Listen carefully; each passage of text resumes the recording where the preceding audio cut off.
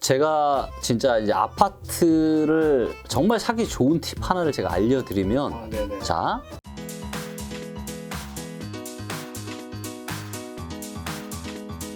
자, 이번 시간에 좀 부동산 우리가 이제 공부할 수 있는 거를 네. 위해서 네. 부동산 관련 9가지 빅데이터가 있다고 하더라고요. 네. 이거를 이제 찾아보면 이제 부동산 시장이 침체할 네. 위험성이 높은 지역과 아직 부동산 시장이 양호한 지역을 분석하고 옥석을 가릴 수 있는 9가지 데이터. 네. 자, 뭘까요? 자, 첫 번째가 네. 매매 전세 시세 흐름인데 어떤 맥락일까요? 이제 그거는 이제 매매가와 전세가의 흐름을 보는 거죠. 네. 네, 그래서 부동산은 뭐라고 표현해야 될까요? 이 항공모함이에요. 그러니까 방향을 금방 못 바꿔요. 그렇죠, 그렇죠. 상승과 하락 왔다 갔다, 그러니까 주식 같은 경우는 하루 올랐다, 또 하루 떨어졌다, 계속 이렇게 이런 경우들이 많은데 부동산은 그렇지 않습니다. 오르면 그냥 계속 오르고 떨어지면 계속 떨어져요. 네. 네, 그렇기 때문에 그런 가격의 흐름을 매매가와 전세가를 가지고 이렇게 보실 필요가 있는 거죠. 네. 그래서 서울 같은 경우도 이게 이제 KB 부동산 지수, 이건 호가 위주로 이렇게 되고 있는데, 이거를 만약에 이제 한국 부동산은 지수로 보면 이미 살짝 지금 조금 지금 이렇게 꺾이고 있는 모습들이 보이고 있죠. 네. 이거 보시면 이렇게 지금 떨어지고 있죠. 떨어지고 있습니다. 지금 실거래가 위주로는. 그래서 이런 지금 상당히 오래 뭔가 그래서 매매가와 전세가의 이런 가격 흐름을 먼저 좀 보시는 게 굉장히 중요하다. 네.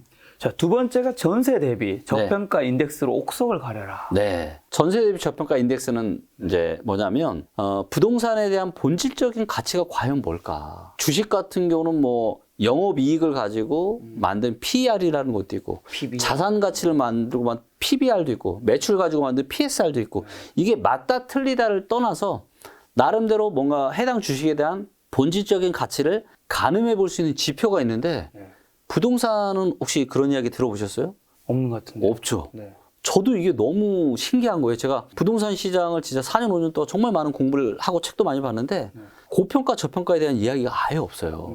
그래서 저는 이제 데이터를 좋아하는 사람이다 보니까 이걸 측정할 수 없을까? 그래서 많은 고민 끝에 이제 이 전세 대비한 저평가 인덱스를 만든 거고요. 그래서 실제 사용 가치가 그러니까 전세는 투자 목적이 1도 없잖아요. 그렇죠. 그렇죠? 그래서 실제로 전세 가격이 움직이는 건 실수요대로 움직여요. 그렇죠. 그래서 전세 가격이 뭐 50% 올랐다. 그럼 실수요가 50% 증가한 거라고 보면 되고, 전세가 50% 떨어졌다. 실수요가 50% 줄어드는 거죠. 그래서 이런 부동산의 실제 수요인 전세와 투자나 투기 수요가 들어간 매매가를 비교하는 거예요. 네, 그래서 이런 원리를 가지고 전세 대비 저평가 인덱스를 만들어 봤는데, 이게 또 해당 부동산 시장을 아는데 너무 정확한 거죠. 뭘까요? 네, 서울 같은 경우를 보시면 7년을 보시면 네. 요게 이제 서울 아파트 매매가고, 이게 이제 2015년 빨간색이 매매가. 네, 매매가. 요게 이제 전세 저평가인데, 네. 자, 이때만 해도 어때요? 플러스 이게 조음에 있었죠. 네네. 조음, 녹색의 요 위에. 그런데 지금은 어때요? 그리고 언제 얘가 이제 조음에서 떨어졌냐면 17년 말에 보통 그 조음에서 보통까지 떨어졌고요. 네, 그 다음에 평균 밑으로 떨어진 게 18년 또 4월 달입니다. 네. 네, 그리고 이제 그 이후로는 이제 유의에 계속 이렇게 있는 상태고요. 그래서 이렇게 14, 15, 16, 17년에는 실제 사용 가치인 전세보다 매매가가 오르는 속도가 작았던 거죠. 그러니까 전세가 더 저평가되어 있던 거예요. 그래서 이런 시기에 해당 지역의 아파트를 사는 게 상당히 이제 도움이 되는 거죠. 네. 자, 세 번째가 소득 대비 저평가 인덱스로 투자 수준을 확인하라. 네. 자, 소득 대비 이제 저평가 인덱스를 보시면 요게 이제 그러니까 부동산의 가격 데이터가 여러 가지가 있는데 이거는 KB 부동산 지수 데이터를 가지고 만든 거예요. 그래서 보시면 과거의 고점이 2007년 초반, 2008년 중순이었습니다. 이때가 이제 22가 넘었고요. 그리고 이제 최근에 또 2021년 중순부터 소득 대비 저평가 인덱스가 이때처럼 지금 상당히 지금 높은 상황에 있죠. 그리고 가장 낮았을 때가 2015년 초반. 네, 소득 대비해서 가장 쌌을 때 샀으면 서울의 아파트 가격이 가장 쌌을 때죠. 네, 이때 사고 이때는 이제 위험하니까 사면 안 되고. 근데 지금은 가장 위험하다. 자, 그런데 이제 이 지수 데이터가 있는데 이 지수 데이터의 함정이 있어요. 그러니까 뭐냐면 얘는 중장기적인 상승폭을 제대로 반영을 못하는 거예요. 아마 이 사실을 알고 있는 부동산 전문가분들은 거의 없을 겁니다. 그러니까 무슨 얘기냐면 부동산 지수 데이터는 예를 들면 이제 지난 뭐 한 10년 동안 100%가 올랐다. 근데 실제로는 150, 200%가 오른 거죠. 그러니까 지수 데이터, 이 통계 데이터의 함정이 뭐냐면 중장기적인 상승폭이나 하락폭을 제로 반영을 못 하는 거예요. 실제로 아파트 가격이 2배, 3배가 올랐는데 이 통계 데이터로 보면 뭐 1배 오른 거, 네. 150% 오른 거 이렇게 나오거든요. 네. 그래서 진짜 정확한 걸 보려면 리치고 시세로 봐야 됩니다. 자, 그래서 얘로 소득 대비한 저평가 인덱스를 봐야 되는데 그럼 보시는 것처럼 어때요, 지금? 굉장히 높네요. 그렇죠. 이때가 2007년, 8년인데 네. 사람들의 소득 대비해서 너무나도 비싸다. 그리고 저평가는 이때가 맞죠. 13, 14, 15 이때가 맞는데 지금은 사람들의 소득 대비해서 네. 금융위기 전보다 직전보다 훨씬 더 고평가가 되었다라는 게 정확한 팩트인데 이거를 대한민국의 그 누구도 모른다라는 거예요. 왜? 대부분 사용하는 통계가 통계 데이터인 지수 통계만 쓰니까. 네네. 그리고 이런 시세 데이터를 이걸 산출하려면 이게 그냥 개인이 할 수 있는 게 아니에요. 대한민국 이 모든 아파트 데이터를 다 넣어서 이 가격을 산정해서 이런 데이터를 뽑아놔야 되기 때문에 네. 제가 지금 좀 심각하게 생각하고 있는 부분 중에 하나가 네. 지금 부동산 어떤 이런 가격 통계에 대한 부분들이 실제 가격에 이런 것들을 제대로 반영 못한 통계 데이터들이 많다 보니까 많은 사람들이 왜곡해서 생각할 수 있는 거죠. 아, 지금 소득 대비해서 지난 뭐 금융위기 때보다 조금 비싼 정도네? 근데 실제로는 진짜 데이터로는 보시는 것처럼 네. 이때가 얼마냐면 이때가 18.4 뭐 이 정도 됐거든요. 네. 근데 지금 얼마냐면 27.3이에요. 네. 엄청나게 지금 고평가 되어 있는 거죠. 그럼 다른 지수 기반으로 해서 다시 해볼까요? 아, 예. 다른 KB, 예. 대표적인 게 이제 KB 부동산 지수니까 때는 KB를 했을 때는 보시면 금융위기 때랑 거의 비슷하죠. 지금. 아까는 27.3이었는데 지금 네. 확 낮아져 버려요. 예, 예. 그러니까 이런 엄청난 차이가 있다는 거예요. 근데 이걸 아무도 모른다라는 거죠. 모든 분야가 다 마찬가지지만 이제는 이런 기술, 테크가 네. 시장에 미치는 영향들이 저는 이제 갈수록 저는 커질 거라고 저는 보고 있습니다. 네. 네. 자, 네 번째가 물가 대비 저평가 인덱스로 상승률과 물가와의 격차를 확인하라. 자, 물가 대비한 저평가 인덱스는 아직은 이 리치오 앱에는 안 넣어놨습니다. 요거는 이제 그 리치오 이제 엑스퍼트라고 해서 전문가 버전을 가지고 제가 말씀을 좀 드리도록 하겠고요. 네. 자, 이것도 마찬가지로 KB 부동산 시세. 그러니까 실제 가격 보시면 서울 대비해서 지금 이렇게 지금 소득 대비 이렇게 비싼 거고요. 물가 대비해서도 자, 지금 보시면 자, 이 물가 대비한 저평가 인덱스는 왜 만들었냐면 네. 이제 이런 얘기를 하잖아요. 아니 지금 물가가 너무 올랐는데 지금 물가가 오른 거 대비해서는 지금 아파트 가격이 아직 덜 올랐어요. 이런 얘기를 또 하시잖아요. 그래서 제가 궁금해서 제가 만들어 봤는데 이 데이터가 특정 지역의 저평가나 고평가를 알아맞추는데 너무 정확한 거죠. 그래서 이 데이터를 만들었고요. 네. 자, 이제 보시면 KB 지수 데이터 기준이고요. 그러니까 통계 데이터. 그래서 예를 보면 2007년하고 8년이 좀 고평가죠. 한 28%, 34% 정도. 네. 그래서 요 파란색 선이 물가가 올라가는 속도, 빨간색 선이 아파트 가격이 올라가는 속도예요. 그래서 물가랑 엎치락 뒤치락 하죠. 그래서 요럴 때는 저평가, 빨간색일 때는 고평가. 네. 근데 요게 지금 직전 고점이 2008년 6월달 마이너스 33.9%였는데 지금 얼마냐면 마이너스 56.5%예요. 네. 굉장히 고평가가 되어 있는 거죠. 통계 데이터로도 실제 가격으로 보면요, 이걸 시세로 바꿔보면 지금 이때가 직전 고점이 마이너스 50%, 49% 정도 됐는데 지금요 마이너스 210%예요. 그만큼 지금 물가보다도 훨씬 심각하다 지금. 굉장히 지금 상황이 보통 심각한 게 아닙니다. 그래서 근데 이거를 다 이제 모르는 거죠. 왜냐하면 대부분은 그러니까 우리가 아는 만큼 보이는 건데 대부분의 분들은 그냥 부동산 이게 KB 부동산 이 통계 지수 데이터만 가지고 시장을 분석을 하시거든요. 네. 네.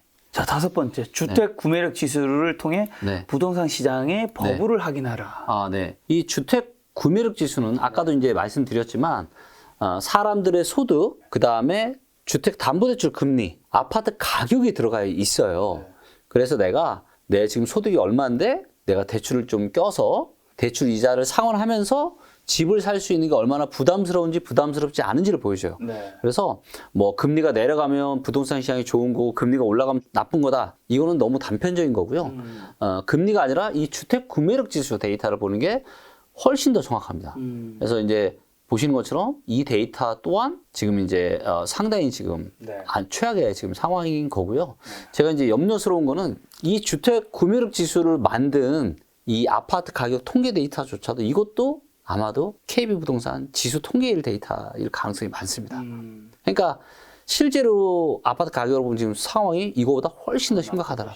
9번까지 있는데 네. 5번까지 하고 나니까 네. 지난해 11월 집 샀거든요. 네. 집 산 거 취소 좀 안 되나요? 아, 취소. 매매 네. 취소. 취소.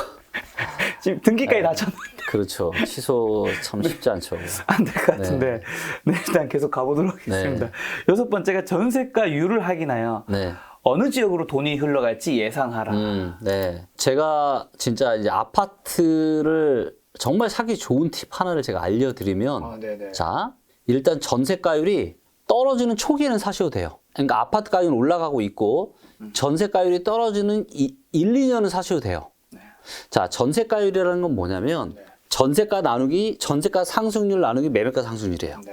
자, 근데 전세가율이 올라간다는 얘기는 뭐냐면, 실제 사용가치인 전세가 상승률이 매매가 상승률보다 큰 거예요. 자, 실제 수요인 전세가가 더 많이 올라요. 그러면은 뭐예요? 아파트 매매 가격이 저평가되어 있는 거죠. 그렇죠. 근데 전세가율이 떨어진다는 얘기는 뭐냐면 사람들이 드디어 부동산을 투자의 관점으로 보는 거예요. 아, 이제 부동산 투자하면 돈 벌어 라고 시작이 되는 게 이때다. 그래서 이때가 서울이 언제냐면 2016년 중순입니다. 이때 이후로 사람들이 야, 이제 서울에 부동산 투자하면 돈 벌 수 있네. 눈을 뜬 거죠. 그래서 이때부터 2년까지는 허리 정도니까 사도 되는 거죠. 18년 중순. 근데 계속 지금 떨어지고 있죠. 이거는 지금 위험한 상황이다. 자, 그리고 매수 타이밍을 잡을 때 저의 매수 타이밍은 뭐다? 어떻게 잡냐면 이렇게 또 역사는 반복이 되니까 아파트 매매 가격이 떨어져요. 매매 가격이 떨어지다가 이제 바닥을 치고 올라가는데 그러니까 매매 가격이 떨어지면 전세 가격이 또 올라가거든요. 전세 가율이 올라가는데 하락하던 아파트 매매 가격이 올라가잖아요. 그때가 바닥이에요. 그때가 이제 과거로 보면 보신 것처럼 전세 가율은 자 지금 보세요. 이 막대 그래프가 이제 전세가 계속 떨어지다가 2009년에 바닥 찍고 계속 올라갔죠. 자 전세 가율은 계속 바닥 찍고 올라가는데 아파트 매매 가격 올라요 못 올라요? 못 오르죠. 네, 그러니까 이럴 때는 사면 안 돼요.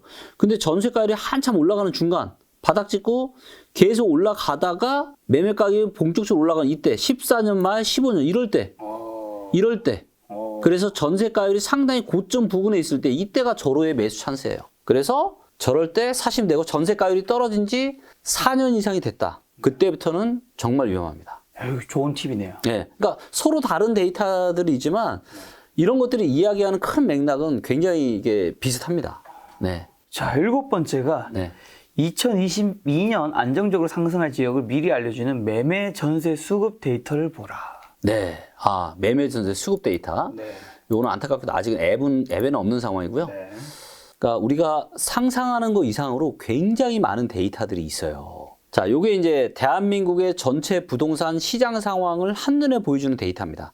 이게 오늘 업데이트된 데이터고 지난주 금요일 날 나오는 따끈따끈한 지금 데이터인데 자, 여기 십자선이 있죠. 자, 왼쪽으로 갈수록 매도세가 센 거예요. 즉, 살 사람은 없고 팔 사람만 잔뜩 있는 거. 100보다 클수록 매수세가 많은 겁니다. 자, 이렇게 놓고 보면 지금 대한민국에서 사고 싶은 사람이 팔고 싶은 사람보다 많은 데는 어디밖에 없어요? 강원도밖에 없습니다. 자, 지금 팔고 싶은 사람이 가장 많은 데는 어디입니까? 세종. 그리고 대구, 대전, 전남. 여기는 지금 팔고 싶은 사람이 가장 많고 강원도는 여전히 사고 싶은 사람이 많아요. 그래서 왼쪽에 있냐 오른쪽에 있느냐가 굉장히 중요하고요. 그 다음에 위에 있냐 밑에 있냐가 또 굉장히 중요합니다. 자, 위에 있다는 얘기는 뭐냐면 전세 수급이 높은 거예요. 전세 수급이 높다는 얘기는 뭐냐면 전세가 공급보다 수요가 많아요. 수요가 많으니까 전세 가격이 떨어져요 안 떨어져요? 안 떨어집니다. 전세 가격이 안 떨어지니까 매매가도 안 떨어지고 올라갈 가능성이 많고 혹시라도 떨어지더라도 잠깐 떨어지거나 적게 떨어지거나. 그래서 전남, 경북, 충남, 전북, 강원도는 전세 수급이 지금 상당히 좋다. 전세가 지금 공급보다 수요가 많다. 그래서 지금 전세가 탄탄하게 뒤를 받쳐주고 있는 거죠. 반면에 세종, 대구, 대전은 왼쪽에 있는데 또 밑에 있죠. 그러니까 얘네들은 뭐다? 매매 전세 지금 둘 다 위험하다. 자, 서울을 보시죠. 얘를 이제 클릭을 하면 데이터가 이렇게 바뀌거든요. 자, 여기 이제 보시면 조금 키워볼게요. 제가 사이즈를. 자, 이게 이제 서울의 매매 수급인데 요 빨간색 선이 서울의 아파트를 살려고 하는 매수세, 파란색 선이 매도세예요. 자, 지금 서울의 매수세가 어때요? 작죠? 조금 올라가다가 최근에 다시 내려오고 있죠. 빨간색 선이 올라가다가 안 그래도 잘 가는데 조금 올라가 다시 줄어들고 있다. 즉 살려고 하는 사람이 거의 없다. 그렇죠. 팔려고 하는 사람이 네. 많아요. 그다음 파란색 선이 매도세인데 매도세가 훨씬 많긴 한데 네. 매도세가 좀 줄어들고 있죠. 네. 팔려고 하는 사람도 왜? 뭔가 지금 시장이 다시 좀 좋아지려고 하는 것 같으니까. 하지만 실제 매물은 늘고 있다. 그러니까 얘는 수급이에요. 그래서 부동산에서 이런 거죠. 그러니까 KB 데이터는 공인 중개사분들이 입력을 하는 거고, 한국 부동산 데이터는 그 조사원들이 연구를 하는 건데, 뭐냐면, 나 지금 서울에 지금 아파트 지금 살 의향이 있어요라고 하는 게 이 매수자고, 나 아파트 팔 의향이 있어요라고 하는 게 매도자예요. 네, 그래서 이런 지금 상황이고 여전히 지금 팔 자세가 훨씬 더 많고 사 자세는 지금 거의 없는 게 네. 서울 아파트 시장이다. 그리고 전세 수급도 지금 계속 좀 내려왔죠. 네. 조금 좋아지고는 있지만 입주 물량이 이렇게 작은데 원래대로는 훨씬 더 많았어야죠. 근데 지금 입주 물량이 별로 없음에도 불구하고 서울의 수급 상황이 별로 그닥 좋은 상황이 아니고요. 자, 경기도도 보시면 경기도는 상황이 더 지금 매도세가 안 줄어들었죠. 그렇죠. 네. 매도세 굉장히 여전히 많습니다.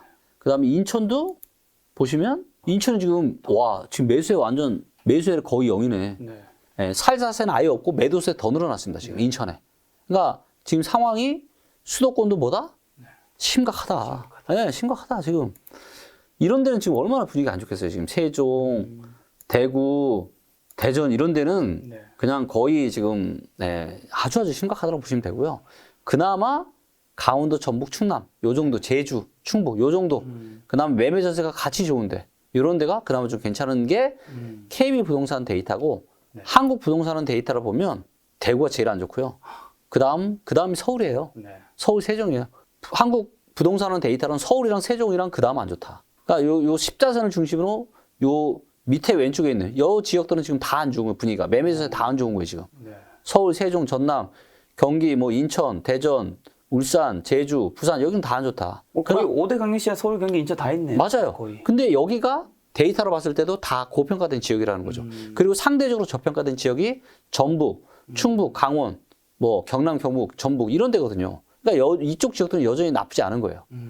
그래서 지금 상황이 좋아지고 있다. 이거는 정말 아주 일부 네. 아파트 단지 일부 지역이다라는 걸 꼭 명심을 좀 하셨으면 좋겠어요. 자, 8번째 입주 물량 추이를 살펴보고 미리 수요와 공급을 확인하라. 그렇죠. 자, 이 수급 데이터와 네. 입주 물량 데이터를 결합을 하면은 미래를 알 수가 있어요. 그렇죠. 자, 지금 예를 들면 대구 같은 경우는 네. 지금 매매 전세가 다 안 좋은 게 한국 부동산 데이터나 KB 부동산 데이터가 다 안 좋죠. 다 안 좋죠. 다 안 좋아요. 대구는. 자, 그런데 대구의 입주 물량을 보시면 네. 자, 대구의 입주 물량을 보시니까 어때요? 많다. 내년엔 더 많고 자, 그러면 입주 물량이 많아지면 전월세가 많아질까요? 안 많아질까요? 전세가 물량이 많아지겠죠. 굉장히 많아지겠죠. 자, 그러면 안 그래도 지금도 전세 시장도 안 좋고 매매 시장도 안 좋은데 이렇게 입주 물량이 하면은 매매 전세 수급이 어떻게 될까요? 더 안 좋아지겠죠. 안 그래도 안 좋은데 더 안 더 좋아지겠죠. 많아지니까. 그러면 대구는 앞으로 계속 더 안 좋아질 거다. 그래서 이 입주 물량 데이터와 현재 수급 상황을 결합을 하면 상당히 좋을 거라. 자, 전북을 한번 볼게요. 자, 전북 같은 경우는 KB 부동산 데이터로 상당히 좋죠. 네. 자, 그 다음에 한국 부동산 데이터로는 가장 좋아요. 전국에서. 그렇네요. 가장 지금 매매 전세 시장이 가장 좋다. 네. 자, 그런데 그럼 앞으로 어떻게 될까요? 그럼 전북의 입주 물량을 보면 되는 거예요. 그렇죠. 자, 전북의 지금 입주 물량이 어떻죠? 많아요, 적어요? 적죠. 네. 그러면 앞으로 수급이 어떻게 될까요? 전북은? 괜찮겠죠. 그렇죠. 네. 나빠질 가능성이 없습니다. 지금도 괜찮은데, 전북은 향후 입주 물량마저 없으니까, 전북은 괜찮겠다. 네. 그래서 전북의 일부 지역들은 급매 위주로 내 집 마련을 하셔도 네. 나쁘지 않다. 괜찮다. 네. 여기서 이거 한 가지 하고 확인하고 가면 네. 지금 입주 물량이 네. 따라서 네. 아까 전에 우리가 초반부에 네. 서울의 입주 물량만 가지고 집값이 오르고 떨어지고를 말할 수 없다고 했는데 말할 수 없다. 지금은 또 어떻게 보면 입주 물량을 얘기를 좀 중요하게 하잖아요. 여기 차이가 어떤 거 있는 거예요? 어떤 차이가 있냐면 데이터를 가지고 연구해 보니까 네. 수도권하고 지방이 입주 물량이 다른 거예요. 그러니까 지방 같은 경우는 입주 물량의 영향이 굉장히 커요.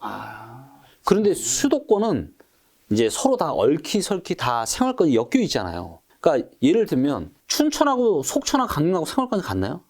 완전 분리되어 있잖아요. 그러니까 여기는 따로따로 하고 영향을 미치지 않아요. 근데 그렇죠. 수도권은 지금 광역 이게 다 서로 교통망이 서로 얽히설키 설켜 있고 생활까지 같이 있다 보니까 같이 봐야 되고 또 데이터를 분석을 해보니까 입주 물량과는 오히려 반대인 상황이 많더라.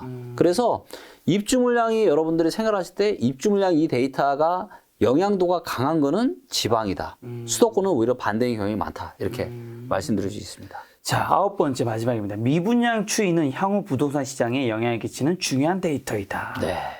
가장 반응이 느린 데이터가 어떤 데이터냐면 네. 미분양 데이터예요. 자, 미분양이 많아지고 있다. 그거는 상당히 심각한 신호입니다. 그렇죠. 자, 지금 요게 이제 그 전국의 미분양 물량인데 네. 지금 보시는 것처럼 계속 증가하고 있네요. 12월, 1월, 2월 지금 미분양 계속 줄어들고 있는 미분양이 계속 증가하고 있죠. 네.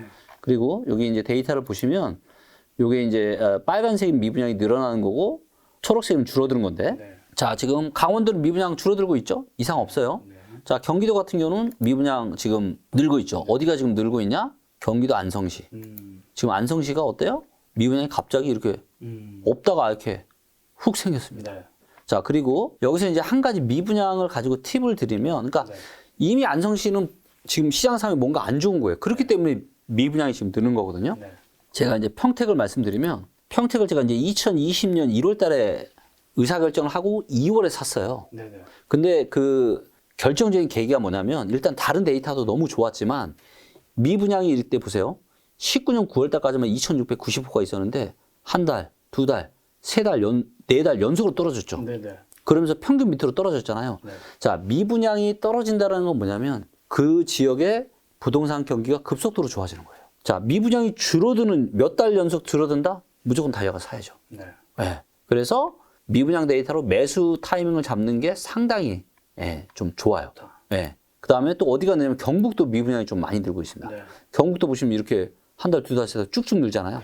그래서 경북도 다른 데이터가 그렇게 나쁘지 않은데 미분양이 벌써 이렇게 늘고 있잖아요. 그럼 위험 신호 지금 빨간불 들어온 겁니다, 지금. 네. 데이터도 이제 하나만 보시면 안 되고 여러 데이터를 보시면서 그래서 미분양이 늘어나고 있다? 다른 데이터가 괜찮은데 아까 경북 보니까 그렇게 나쁘지 않았잖아요. 그렇죠. 근데 미분양이 늘고 있다. 위험 경고 신호인 거죠.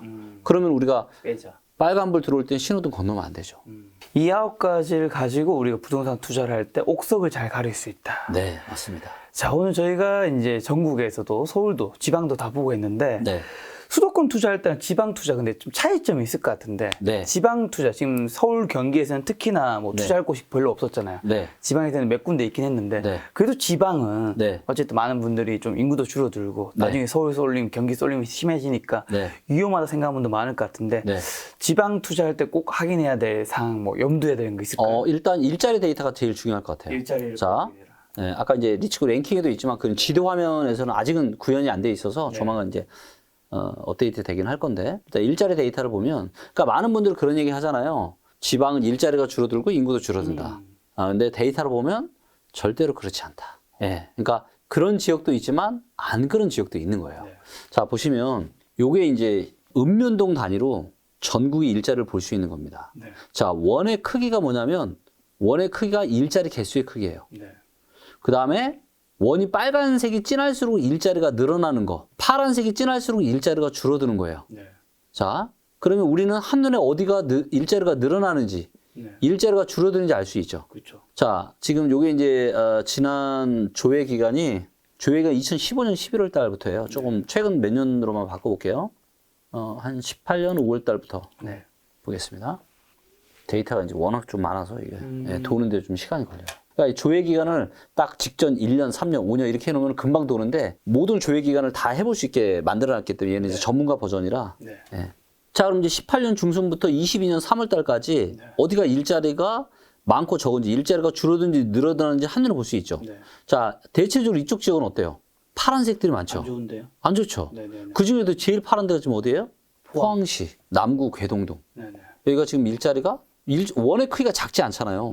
원이 이 주변에서 지금 제일 크거든요. 그리고 파란색. 네, 근데 파란색이에요. 근데 지금 포항이 미분양이 급증했어요. 네. 자, 이런 상황이고 거제도 아까 이야기했는데 네. 거제가 보시는 것처럼 일자리가 원의 크기가 작지 않은데 네. 다 이제 주변이 좀 파란색이죠. 네. 네. 그래서 저 같은 보수적인 투자자는 투자 점수가 좋고 아무리 좋아도 네. 저는 이런 지역들은 투자를 안 해요. 아까 거제가 나왔을 때는 투자하기 괜찮았는데 네. 일자리 측면에서는 또 안 좋은 부분. 그러니까 이런 거죠. 성공할 수 있어요. 예, 그런데 저는 이제 워낙 보수적인 투자자이고 데이터를 다 보면 모든 게 다 좋은 지역들이 있는데 굳이 하나가 좀 찜찜한 지역에 또 투자를 할 필요도 없고 또 일자리는 부동산이 굉장히 중요한 지표니까. 예, 그래도 너무 멀기도 하고. 네. 자, 그런데 밑에서 원이 지금 크고 거기가 어디예요? 나주시. 네. 이런 데 보세요. 지금 일자리도 원도 꽤 크고 네. 색깔도 어때요? 예, 좋죠. 지금 30%가 지금 일자리 증가했습니다. 네. 자, 그다음에 원이 진짜 굉장히 지금 여기가 어디예요? 평택. 고덕면. 자, 보세요. 자, 대한민국 지금 얘보다 지금 빨간 데 있어요?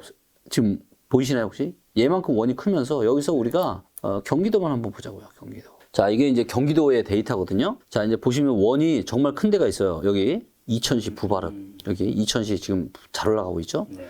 그다음에 분당구 삼편동. 그다음에 영통구 메탄동. 요 정도 하나, 둘, 셋. 근데 빨간 걸로 따지면은 얘가 제일 지금 빨갛죠. 평택시 고덕면 388.5%. 일자리가 정말 지난 이게 이제 18년 5월 달부터군요. 19, 20, 21, 22. 아직 4년도 안 됐는데 일자리가 지금 이렇게 지금 증가하고 있는. 그러니까 이런 지역들은 지금 이제 상당히 좀 괜찮고 그다음에 일자리가 충남 충북 같은 경우로 보시면 지방이어도 일자리가 요거는 니초 여기 들어가서 한번 볼게요. 자, 랭킹 들어가서 여기 이제 일자리 보시면 다 나오거든요.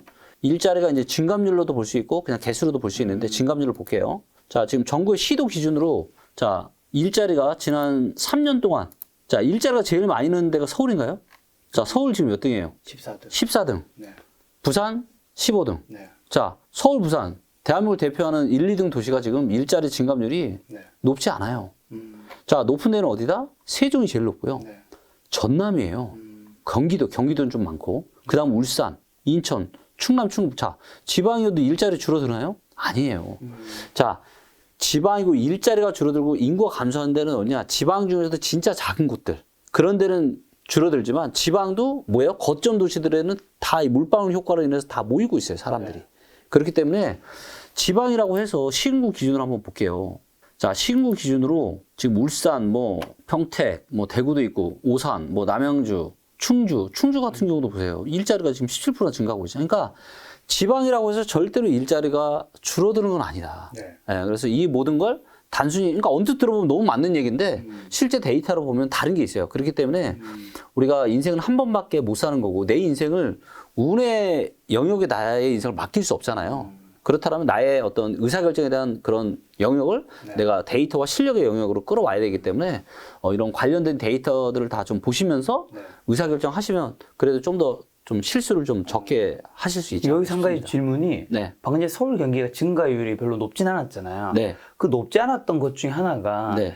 서울이나 경기는 일자리라든가 인구 자체가 이미 많잖아요. 많죠. 이미 많으니까 맞아요. 사실 증가율이 높지 그럼요. 않아도 맞습니다. 그 숫자 자체로는 그렇죠. 엄청날 수 있는 거 아닐까? 맞습니다. 그래서 일자리 개수만 놓고 보자고요. 네. 자, 일자리 개수만 놓고 보면 어디가 제일 많냐? 당연히 서울 경기가 제일 많아요. 그렇죠. 네, 당연히 제일 많습니다. 증가율도 사실은 높긴 힘든 거일 수 있잖아요. 높기 힘들 수 있죠. 네. 네. 네. 근데 이제 이런 것들이 이미 부동산 시장에 이제 다 반영이 되어 있어요. 지금 가격이 형성되어 있으니까. 그래서 일자리가 당연히 많은 거는 당연히 서울 경기가 제일 많고, 아파트도 서울 경기 제일 많고, 네.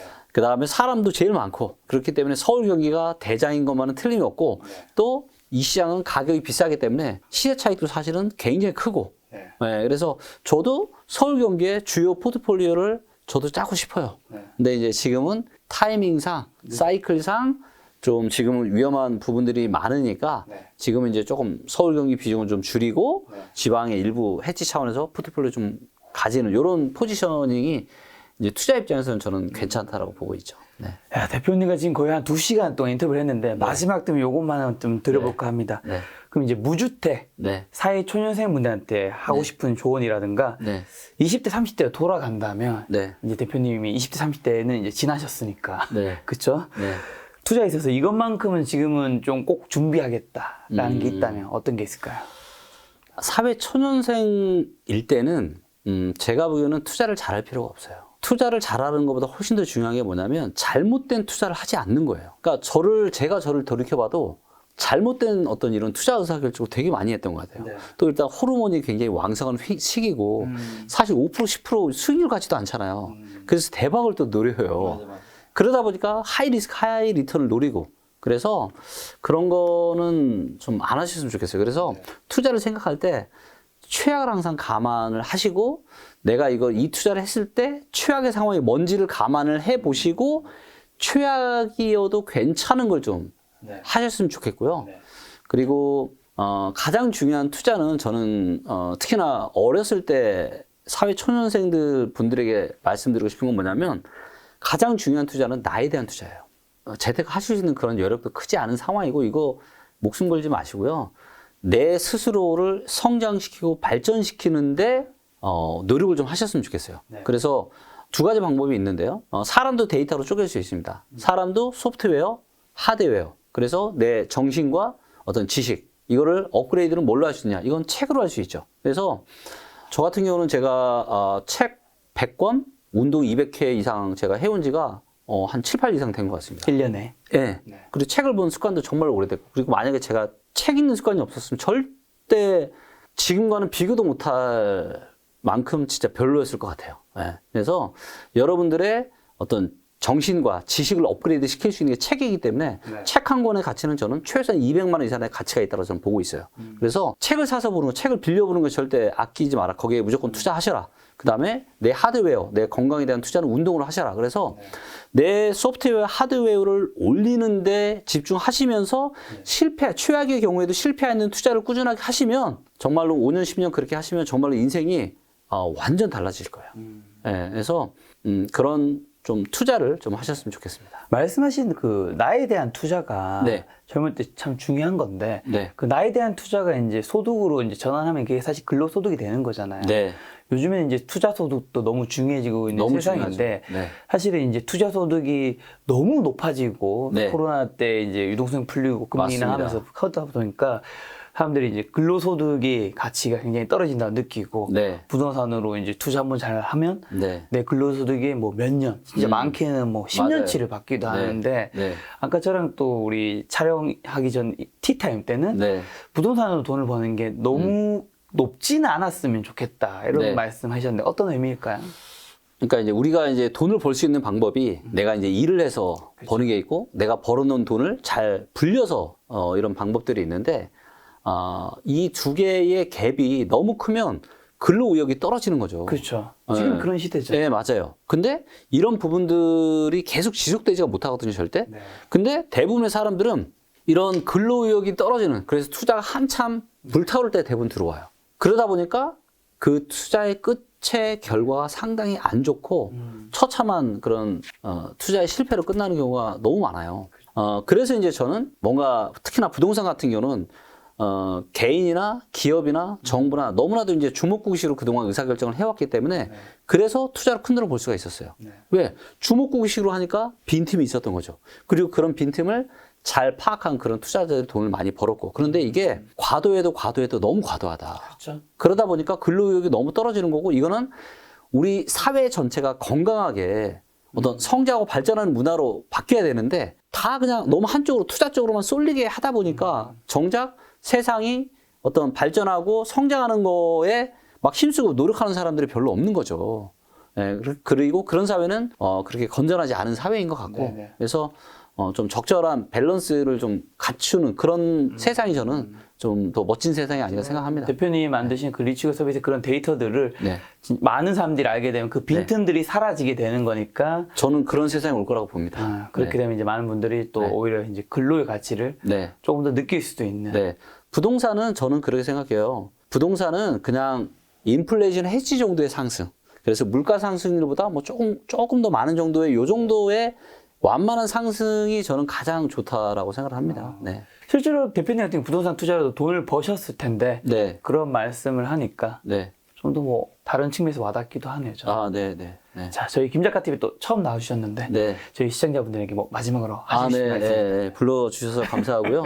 결국에는 저라는 사람도 제가 가지고 있는 어떤 배경과 어떤 경험치에 근거해서 제가 세상을 바라보는 이 안경대로 제가 말씀을 드릴 수밖에 없거든요. 그렇기 때문에 누구나 사람은 그 편향이라는 게 있습니다. 내가 보고 싶은 것만 보고 싶어 하는. 근데, 그런 것들은 이제 어떤 인생은 이제 운과 실력이 어느 영역이라고 하는데 운의 영역에 굉장히 가까운 것 같아요. 그래서, 근데 한 번밖에 없는 인생은 운에 맡길 수 없잖아요. 저는 진짜 운에 맡겼다가 많이 좀 잘못돼 본 경험이 있어서 진짜 뼈저리게 저는 그런 것들을 깨달았고 절대 두 번 다시는 내가 내 인생을 이런 운의 영역에 내가 맡기지 말아야 되겠다. 그런 생각들을 많이 했고요. 그래서 이제 데이터로 많이 빠지게 된 거고 그렇다라고 해서 데이터가 100%는 아니에요. 세상은 운과 실력이 어느 즈음의 경계에 있습니다. 하지만 이 축을 내가 운의 영역에서 조금이라도 내가 실력의 영역으로 끌어올 수 있다면 성공할 가능성이 훨씬 더 올라가는 거거든요. 내가 원하는 인생을 잘 살 수 있고 그리고 그거를 실력으로 끌어올려 줄 수 있는 것들이 저는 데이터라고 보고 있고요. 그래서 맞다 틀리다를 떠나서 여러분들이 의사결정을 하실 때 그게 뭐 꼭 부동산이 아니고 다른 부분일지라도 데이터에 근거해서 의사결정을 하셨으면 좋겠다. 그리고 어떤 조언을 구하는 그런 어떤 대상들에 대해서도 아쉬울 게 없는 분들, 잃을 게 많은 분들, 그런 분들하고 또 대화 나누시면서 조언 구하시면, 그러니까 이런 거예요. 그러니까 나랑 비슷한 수준의 사람들한테 조언을 구하면 답이 비슷한 대답이 나오겠죠. 그럴 수밖에 없거든요. 근데 대부분은 그냥 내 나에 대한 어떤 부동산이나 이런 중요한 의사결정은 내 친구나 내 이러잖아요. 친구가 부동산 전문가가 아닌데. 그러니까요. 그래서 데이터와 또 좀 많이 그 분야에 대해서 이제 좀 깊이 있게 알고 계신 그런 분들하고 많은 대화 나누시면 훨씬 더 좋은 의사결정 하실 것 같습니다. 알겠습니다. 오늘 대표님과의 2시간 인터뷰를 통해서 많은 분들의 투자 역량이 운이 아닌 실력으로 조금은 더 기울지 않았나라는 생각이 들었습니다. 오늘 만남의 손님은 김기훈 대표님이었습니다. 지금까지 여러분 소중한 시간 함께 해주셔서 정말 감사합니다. 오늘도 김 작가였습니다. 고생 많으셨습니다. 네, 감사합니다.